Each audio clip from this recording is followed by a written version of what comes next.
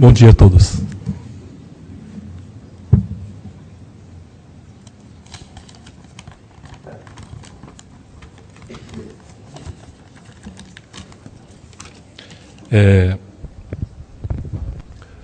Nós estamos aqui, no dia de Goshoten de Meishu Sama. Uma das 3 datas mais importantes para nós messiânicos. Pois dia 23 de dezembro, o dia em que Meishu Sama nasceu. Quer dizer, sem essa data, esse dia, sem o nascimento dele, nada disso tudo teria acontecido. Dia 15 de junho, o dia em que foi desvendado um dos maiores mistérios para as divindades. O porquê fazer o mal demorava tanto para vir à purificação. E foi explicado para Meishu Sama devido à era da noite, devido à escuridão. Pois muitos por causa dessa demora de vir à purificação, acharam que era mais vantagem ser mal. Pois nada aparecia, nada acontecia. E dava essa ilusão, enganava o ser humano. E finalmente, o Goshoten de Meishu Sama, no dia de hoje, não foi o dia em que ele partiu, e sim o dia que ele ficou conosco para sempre, de corpo e alma. Ou seja, junto conosco, de corpo, o Hikari, alma, a luz dele. Que realmente conseguimos perguntar a ele, fazer oração, ter as respostas, coisa que antigamente, quando ele em vida, teria que ser através de telegrama, através de ministros pedindo para perguntar. Não, agora essa ligação direta, e é simbolizado no dia de hoje.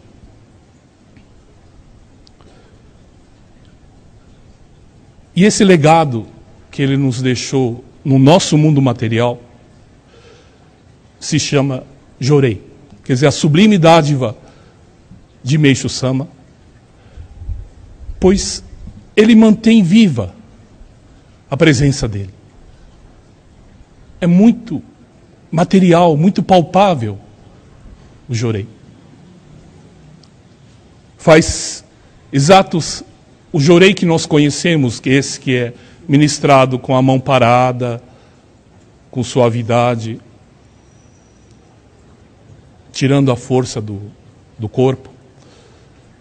Faz exatos 65 anos, quer dizer, desde a mudança do Jorei, antes apertado, no corpo, ou depois a mão tremida, jogando com força o Jorei, como se tivesse tendo que ter a força material para a luz pegar um embalo e ir para o corpo da pessoa. E durante o Jorei teve evoluções, quer dizer, passou de uma massagem com luz a esse Jorei movimentado e finalmente o Jorei parado e tirando a força. E o reverendo sempre dizia que continuou evoluindo o Jorei, mas que nós ainda não conseguimos, nem sequer essa parte desse Jorei. Interessante, nós estamos lá em Ribeirão,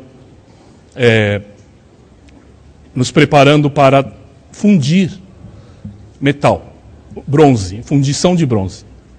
E nós colocamos o bronze dentro do forno e ele, a determinada temperatura de mais ou menos 1.100 graus, ele se liquefaz. Vira um líquido mesmo. Um líquido vermelho, bonito. E nós preparamos as formas para despejar o bronze.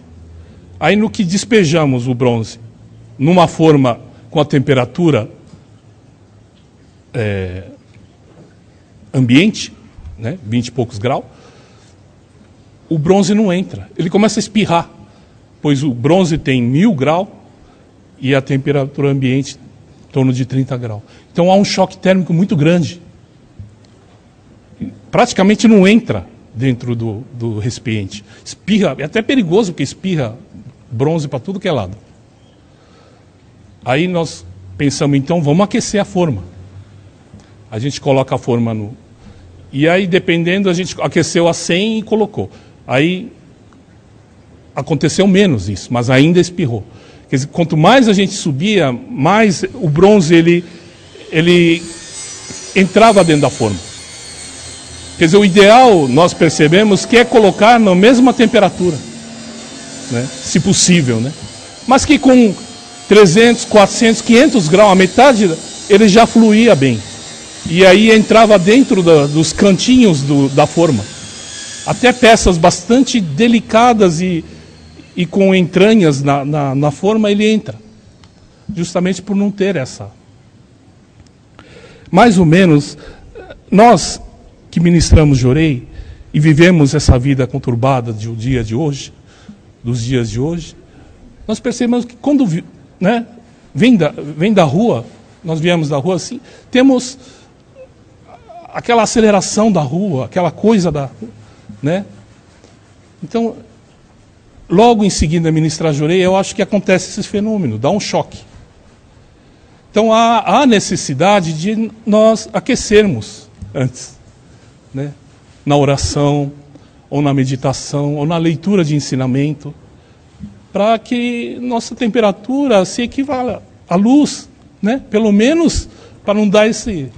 Ou às vezes a própria forma está entupido e não entra mesmo porque está entupido. Ou entupido que quer dizer, preocupações, né? Ah, tem que fazer isso, assim, né? Quer dizer, você não está inteiramente no templo. Você não está pronto a se dedicar ao outro, né? Então, talvez a evolução do Jorei é justamente essa caminhada para o lado espiritual. Né? O Jorei antes, muito material, até era uma massagem. Hoje, cada vez mais espiritual. Né? Por isso, muitas equipes de estudiosos estudam o Jorei, sabendo que há algo, né, no Jorei, mas que não consegue ainda quantificar, medir, colocar em máquinas para poder medir. Consegue detectar os resultados, mas não consegue detectar o Jorei. Né? E nós sabemos que a importância da parte espiritual, ou seja, do sonen, do sentimento de cada um que é ministrado o Jorei. Então, nós percebemos que a suavidade, a sutileza do Jorei, né? Então, precisa de uma máquina muito, muito evoluída, ou seja, que capte sentimento, que capte essa parte mais rarefeito, né? Ou seja, o mundo espiritual. Então, o Jorei, como o reverendo sempre falou, ele é como uma pessoa muito educada, né? Ele é extremamente fino e educado. As energias negativas são extremamente mal educadas, que vai entrando na casa das pessoas sem permissão, vai fazendo bagunça. O Jorei não. Tem toda uma arte por detrás do Jorei. Toda uma suavidade atrás do Jorei. Então, é para esse lado que nós devemos caminhar, né? Para termos um Jorei realmente eficiente, que faça as pessoas melhorarem, né?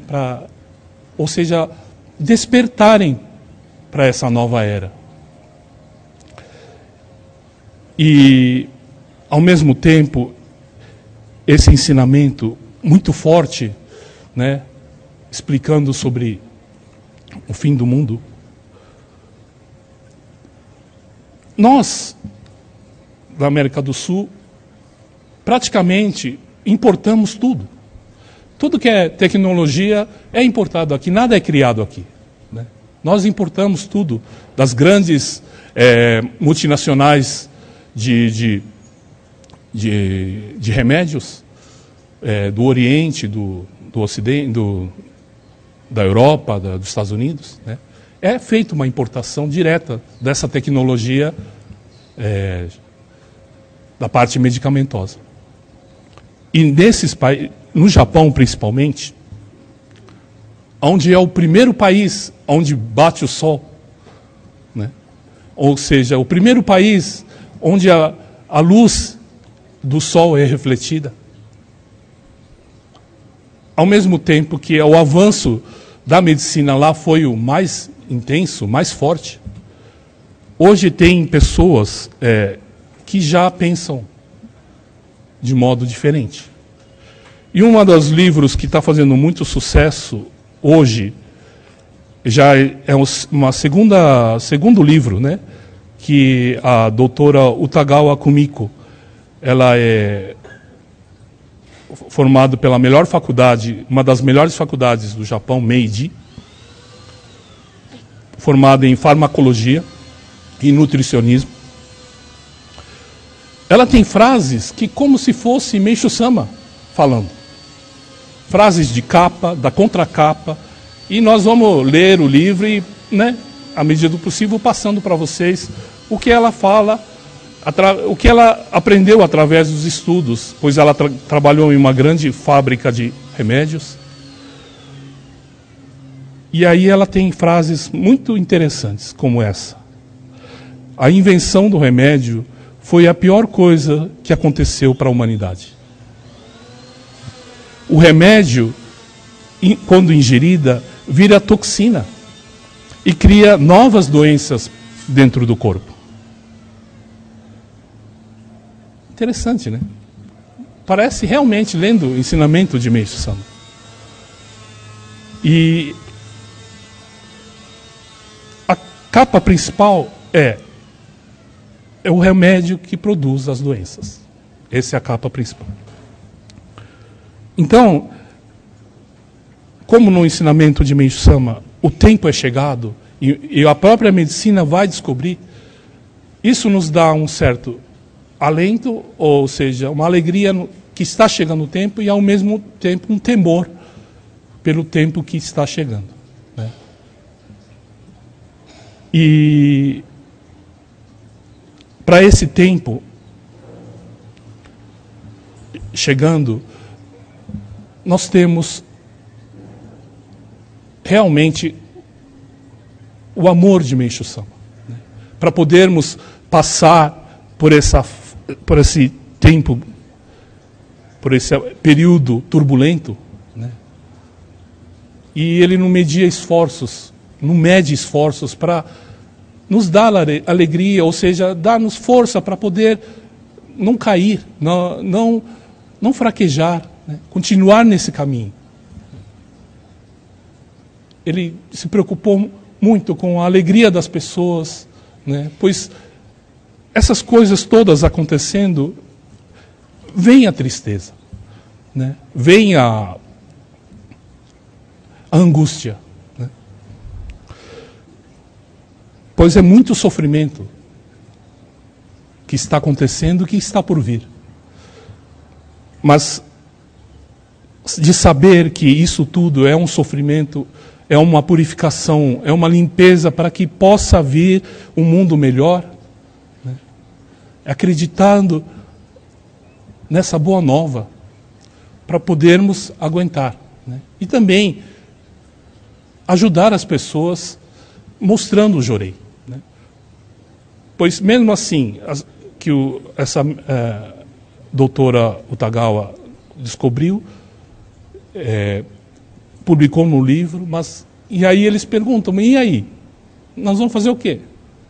Aí ainda o médico, você vai se eu não fizer isso, põe medo, né? Fizer isso, você vai morrer, né? Quer dizer, coloca um terror. E qual é a outra opção dessa pessoa, né? A maioria do mundo já tem uma certa consciência, mas eles falam, mas o que nós vamos fazer, né? Tomam contragosto, mas ficam entre a cruz e a espada. Então, aproveitar o dia de hoje, né, e agradecermos do fundo do coração a presença de Meishu Sama. Pois nós que recebemos Jorei há tanto tempo, quantas coisas foram evitadas e que a gente nem ficou sabendo, né? Quantos... Porque a gente sabe um pouquinho, se a gente, de sem vergonha, a gente sabe o grau da nossa mácula, né? Sabemos quanto nós temos e de quanto nós somos agraciados mesmo assim. E de toda essa proteção, né, que nós tivemos até hoje e dos que ainda vão vir, né, de toda a proteção do futuro, aproveitar esse dia de hoje realmente como dia de agradecimento, né, a Meishu Sama. Esse espírito, essa força de Kanon que Meishu Sama manifestou, é a força que vai salvar o mundo, né? E nós conhecemos primeiro, mas logo virão outras pessoas. Quer dizer, existem realmente, aqui fala tribos, né? Existem pessoas com afinidade com esse movimento e que essas pessoas vão se encontrar, né? Todas essas pessoas vão se encontrar. Então, da nossa parte é dar essa entrada para essa pessoa conhecer. Ofereçam Jorei, né? Ofereçam ensinamento. São coisas silenciosas que vão fazendo diferença.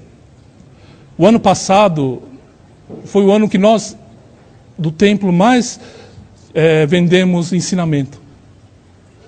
Então, são sementes que estão sendo espalhadas pelo mundo, né?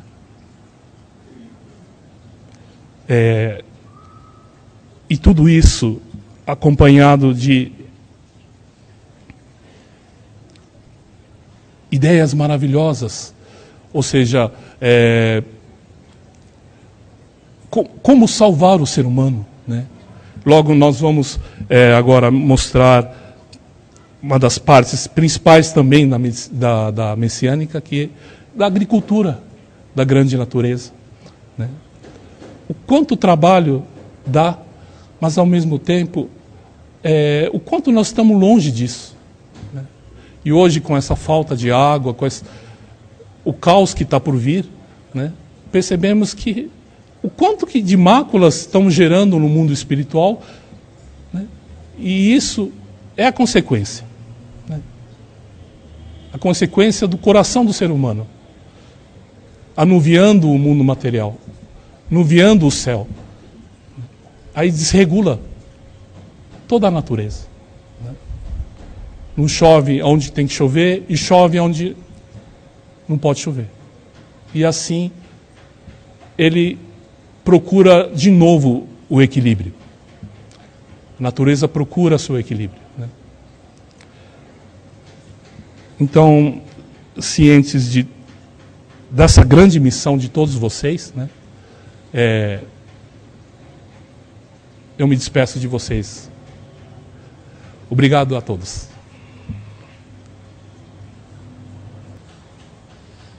Palavras do oficiante Robson Cervantes sobre a agricultura da grande natureza.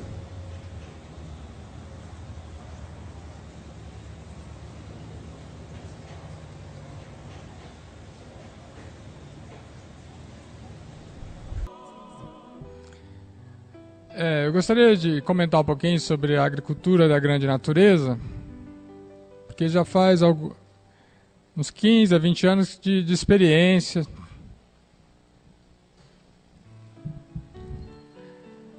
Então, a agricultura da grande natureza tem como base os ensinamentos de Meiji Sama, que é a produção de produtos sem adubos, sem agrotóxicos, só com a energia do sol, da água e da terra. Então, o que estamos vendo ali na foto é em Caconde, que fica mais ou menos a 300 quilômetros de São Paulo. É divisa com Minas. É uma região produtora de café. Quando adquirimos a propriedade, era somente pasto. Então, se vocês virem aí nessa foto, aí, essas plantas, bem no começo, tudo foi de acordo com o ensinamento de Meiji Sama, sem agrotóxico, sem adubo, só planta, uma muda ou uma semente foi sendo produzido. Porque lá era somente pasto. Pode mudar a foto. Aí, essa foto aí é do dia 18 de dezembro de 2014, do ano passado. Todas elas são dessa data. Teve uma situação lá em Caconde que eu fui obrigado praticamente a fazer uma ata notarial. Então foi um tabelião lá de Caconde e tirou essas fotos relatando o que tem lá. Depois, se quiser, tem uma cópia da ata, como seria uma verdadeira certidão de nascimento da agricultura da grande natureza. Porque vai provar, vai ficar para a eternidade o que a gente já tem feito. Então, ali tem umas estacas, né, que é para plantar o tomate. Então, ali é uma parte da hortaliça, das oferendas que vêm aqui para o templo. Então, nessa época aí, praticamente não teve chuva. Então, praticamente ficamos sem água. Então, essas fotos mostram bem, mesmo sem água, tentando fazer algo da grande natureza. Pode mudar, por favor. Isso daí é uma planta que é o maracujás, que está numa cerca. Para quem não conhece. E a semente eu ganhei a muda, né? Eu ganhei da Reni, que é membro do templo. Aí foi desenvolvendo. De vez em quando aparece nas oferendas. Desta vez a produção de maracujá doce, né? Foi muito boa, porque a casca ficou mais dura, não pegou, não tinha praticamente bicho. Ela está bem natural, ela criou força mesmo. Só na terra, na água. Não é usado esterco nenhum, porque não se confunde com a agricultura orgânica. Orgânica é outra linha, tem ideia de adubo. E admite alguns tipos de, entre aspas, agrotóxicos. Então pode mudar a foto. Aí já tem a plantação, tem alface, chicória, cebolinha. Tem umas mudas também de batata. Aí pode mudar a foto. Então, essa tem as bananeiras ao fundo. É bem salientar que nada foi usado, só na terra. Então, é o que Deus deu mesmo. Então, é uma graça mesmo poder consumir esses alimentos da grande natureza. Um exemplo, o alface. A gente já comeu alface que ficou na geladeira durante 30 dias. Não passou de 30 dias porque acabamos comendo tudo, senão ainda tinha alface. Pode mudar de foto.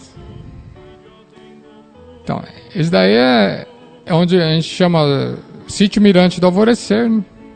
Até foi o reverendo, na época, que falou para mim, Robson, estão vendendo lá umas áreas em Caconde. Eu nem sabia, aí acabei adquirindo lá por um preço fácil, assim, e a gente acabou fazendo essa agricultura. Então tem um curral ali, que uma parte do leite já veio aqui para o templo. Esse galpão do lado a gente guarda, às vezes arroz, alguns mantimentos. Pode prosseguir. Esse outro lado aí é onde vai ter uma reserva de só planta nativa, que está sendo preparada, e antes lá era só pasto, que nessa área verde clarinha Não tinha nada, não tinha árvore nenhuma. Pode mudar a foto. Esse também é outra área dos chalés lá em Caconde. Muda a foto, por favor. Bom, aí já veio o café. Esse café foi de muda comprada, então tem uma diferença, né? Quando você planta de muda comprada, ele demora um pouco para produzir. E quando produz, assim, ele sente um pouquinho. Aí com o tempo ele vai se transformando, a planta vai melhorando. E tem a plantação de amendoim embaixo.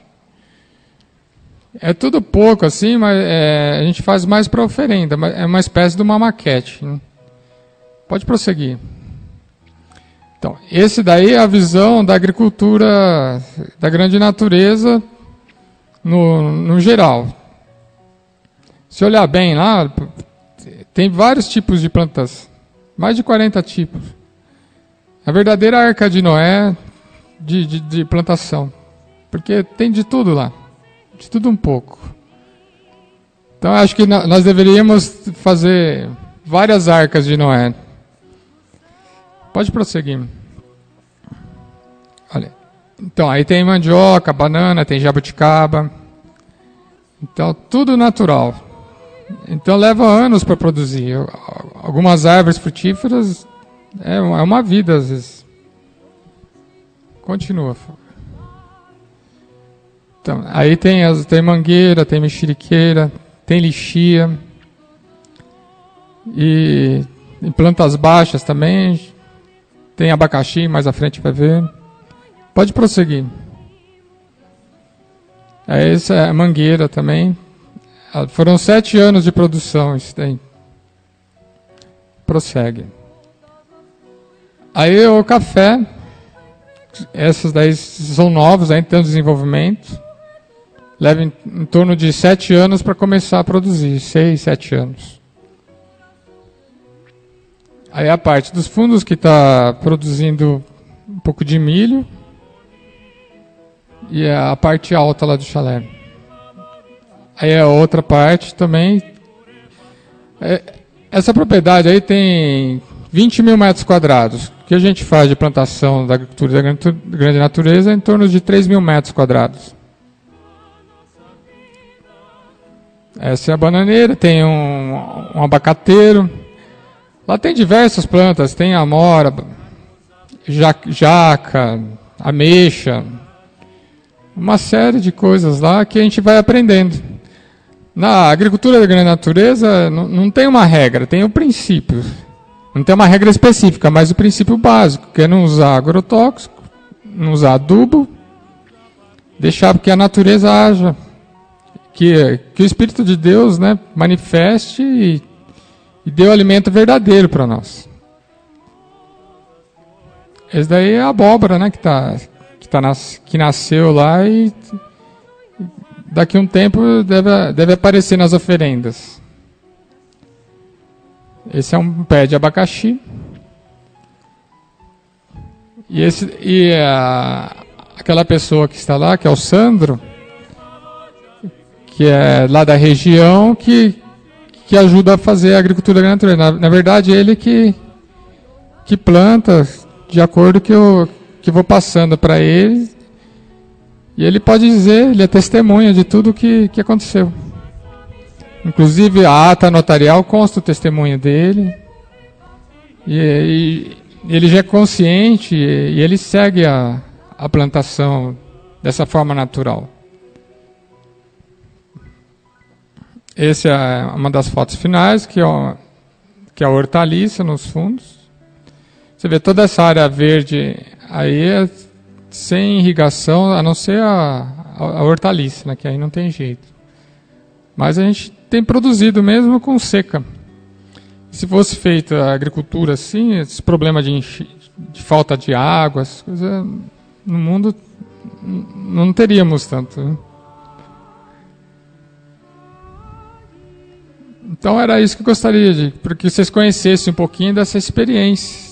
E convidaria a todos que quiser conhecer lá de perto a plantação, que cada plantinha daquela tem uma história. É como uma criança que vai desenvolvendo, depois fica adulto. Então, a gente está ali de perto, sempre observando. E é uma alegria enorme fazer essa agricultura. Aí você vê como é importante o ensinamento, como é verdadeiro. Então, por todo esse tempo aí que tem de passar de experiência, então é muito certo isso que o Meiji Sama fala. Não existe erro. Dá para fazer em escala mundial. Não vai faltar alimento. E alimento verdadeiro, que é energia positiva, porque nós gastamos muito com alimento de energia negativa, que aí destrói nosso organismo, né? Que não vai adiantar não só deixar de tomar medicamento, mas continuar consumindo produtos industrializados, com conservantes, essas coisas que acabam com o organismo. Então, Meiji Sama foi bem claro nisso. E eu convido a todos para que, pelo menos, plante uma sementinha, faça algo para desenvolver essa agricultura. Vocês vão ver a paixão que é. Muito obrigado por ouvir aqui a minha experiência. Bom dia a todos.